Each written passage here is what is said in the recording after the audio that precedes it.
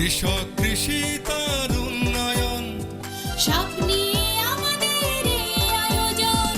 বাংলার কৃষি, বাংলার কৃষি, বাংলার কৃষি।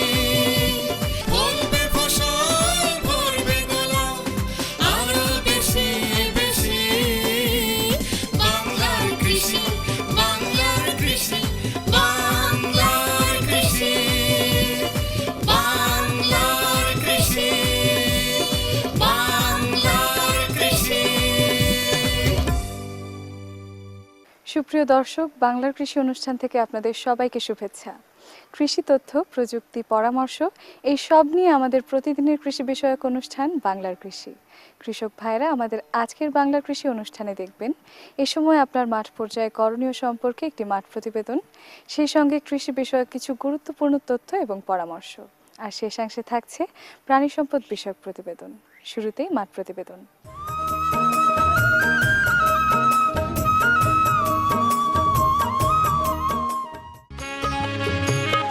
বাংলাদেশের ফসলের মাঠ যেমন বিস্তৃত, তেমনি লাখো কোটি দালান ঘরের ছাদও অবারিত বিস্তৃত। যদিও বাংলাদেশের সকল জমি যথোপযুক্তভাবে ব্যবহার হচ্ছে না, সেখানে ছাদের কথা তো আরও পরে আসে। কিন্তু এই দেশের কিছু আগ্রহী ব্যক্তিবর্গ আছেন যারা ব্যক্তিগত আগ্রহ এবং উদ্যোগে ছাদে বাগান করেন শখের বশত। সামান্য আন্তরিকতা আর সুষ্ঠু পরিকল্পনার মাধ্যমে এই প্রতিশ্রুতিশীল দিকটিকে অনেক দূর নিয়ে যাওয়া যেতে পারে।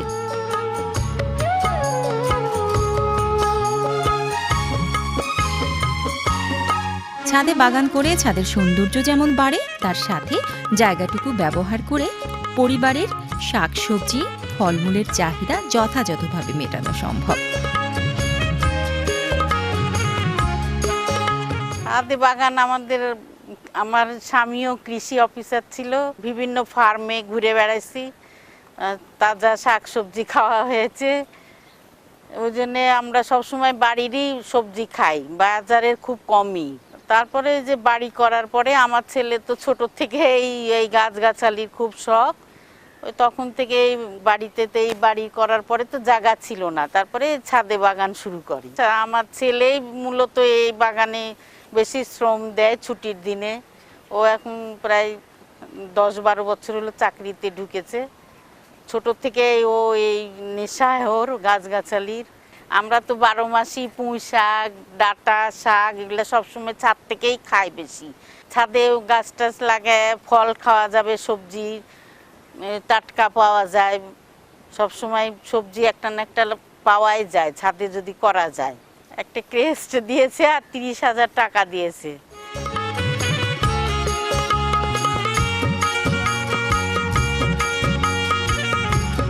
শুধু কি তাই, পরিকল্পিতভাবে ছাদে বাগান করে বাড়তি আয়ও করা সম্ভব।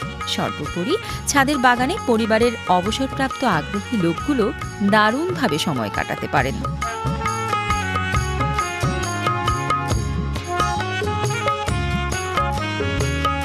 এছাড়াও বায়োডাইভার্সিটি সংরক্ষণের জন্য ছাদে বাগান করা যেতে পারে।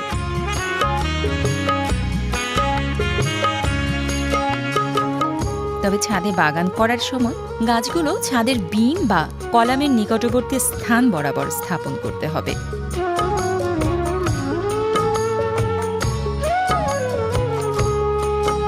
ছাদ যেন ড্যাম বা স্যাঁতসেঁতে হতে না পারে, সেই জন্য নিট ফিনিশিং এর মাধ্যমে ছাদকে ড্যাম প্রতিরোধক করতে হবে, যাতে করে বিল্ডিং এর কোনো রকম ক্ষতি না হয়।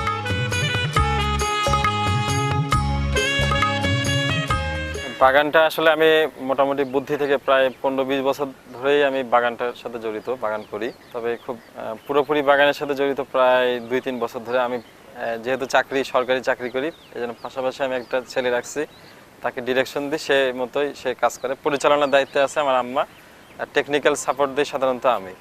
বাগানটা আসলে আমাদের পারিবারিক চাহিদা, মানে দৈহিক প্লাস মানসিক তৃপ্তি দেওয়া। মোট কথা আমরা এখানে দেহের এবং মনের যা চাহিদা, মানে ফুল, ফল, সবজি, মশলা, ওষুধি সব আইটেমই আমাদের আছে। আমাদের এই ছাদে প্রতি বছরই প্রজাতির সংখ্যা বাড়তেছে। বর্তমানে আমি একটা হিসাব করছিলাম, প্রায় 600-র ঊর্ধ্বে প্রজাতি আছে সব আইটেম মিলে।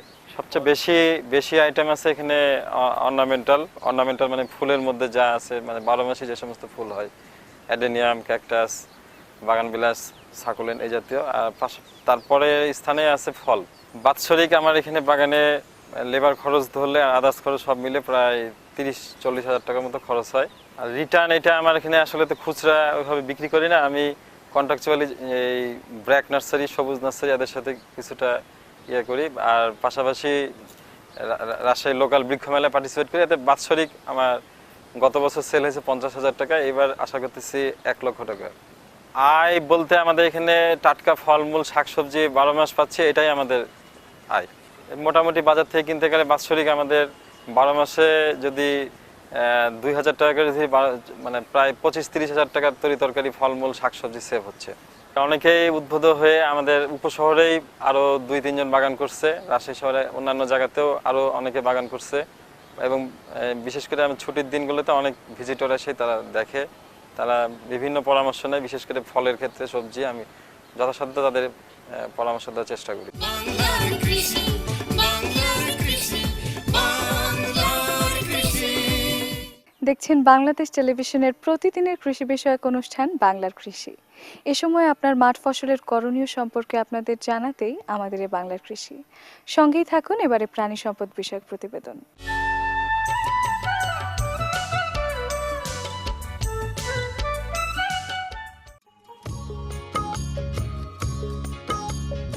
বাংলাদেশে গরু পালন মানুষের জীবনযাত্রার সাথে নিবিড়ভাবে সম্পৃক্ত। আগের দিনে কৃষি কাজ ও দুধ পাওয়ার জন্য বাড়িতে স্বল্প সংখ্যক গরু পালন করা হতো। বর্তমানে অনেক ক্ষেত্রেই গরু পালন একটি সম্মানজনক পেশায় পরিণত হয়েছে। গরু পালন করে মানুষ লাভবান হচ্ছে।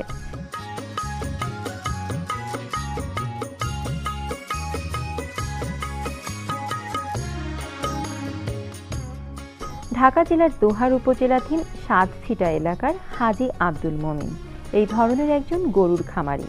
তিনি গত 10 বছর ধরে গরু পালন করে আসছেন। 10টি গরু নিয়ে তিনি এই কাজ শুরু করেন।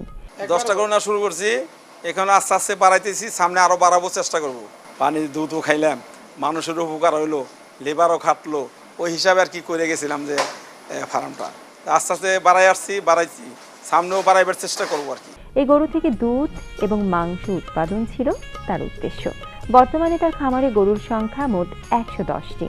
এগুলোর মধ্যে গাভী 30টি, বাছুর 30টি এবং বাকিগুলো ষাঁড়।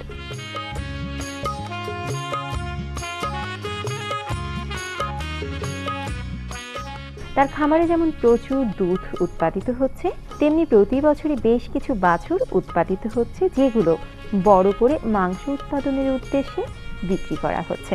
তিনি নিজে হাতেই গরুগুলোকে খাওয়ানো এবং পরিচর্যা করানোর কাজটি করে থাকেন।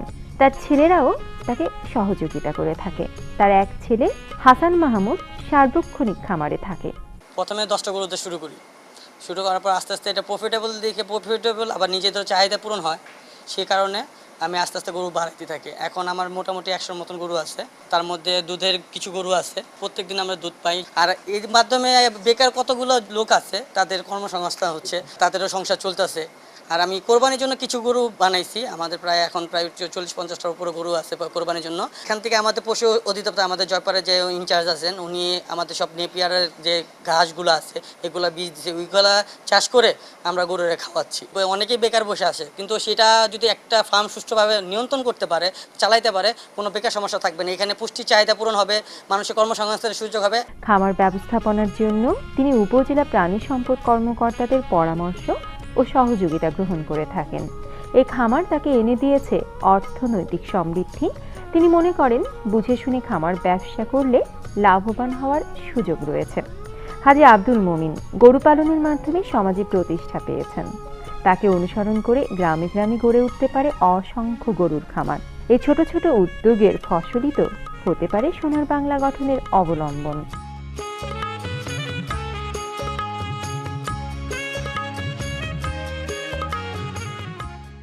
এই খামারে যে গরুগুলো তৈরি করা হয়েছে এইগুলি দেখে আমি খুব তৃপ্ত, কারণ এই খামারটা শুরু থেকে কিভাবে এটা পালতে হবে, লালন পালন করতে হবে, এই খামারটা কিভাবে তৈরি করতে হবে, কিভাবে এর পরিবেশ ঠিক রাখতে হবে, এইগুলির ব্যাপারে আমি সার্বিক সহযোগিতা দিয়েছি। আমি যেভাবে তাদেরকে দিক নির্দেশনা দেই তারা সেই দিক নির্দেশনা হুবহু ফলো করে।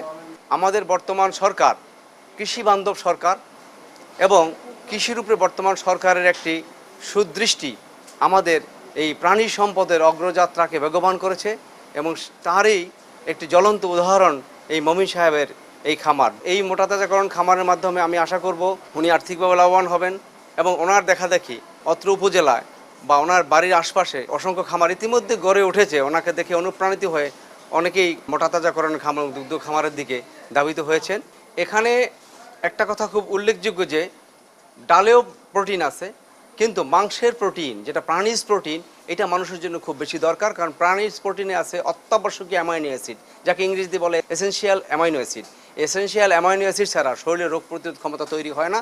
তো সেই ক্ষেত্রে এই খামারটা অত্র অঞ্চলের তথা দেশের আমিষের চাহিদা বা প্রোটিনের চাহিদা পূরণ করে দেশের মানুষের পুষ্টি যোগাবে এবং রোগ প্রতিরোধ ক্ষমতা সৃষ্টি করবে এবং একটি সুখী সমৃদ্ধশালী জাতি গঠন হবে। বাংলার কৃষি, বাংলার কৃষি, বাংলার কৃষি। দেখছিলেন প্রাণী সম্পদ বিষয়ক প্রতিবেদন। এরই সাথে শেষ করছি আমাদের আজকের বাংলার কৃষি। বাংলার কৃষি আগামীকাল একই সময় প্রচারিত হবে। এছাড়াও আমাদের অনুষ্ঠান সম্পর্কে আপনাদের যে কোনো মতামত আমাদের লিখে পাঠাতে পারেন।